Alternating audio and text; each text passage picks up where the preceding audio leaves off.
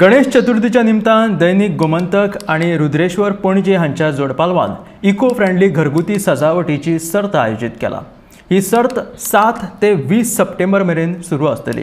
पयले इनाम 5000, दुसरे इनाम 3000 आणि तिसरे इनाम 2000 आणि उत्तेजनार्थ इनाम 1000 सयत चषक आणि प्रमाणपत्रां दितले।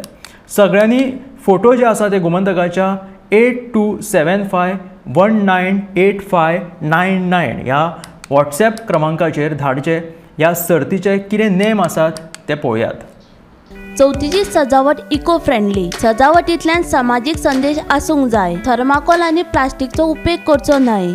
सजावटीचो फोटो आडवो आसूंक जाय।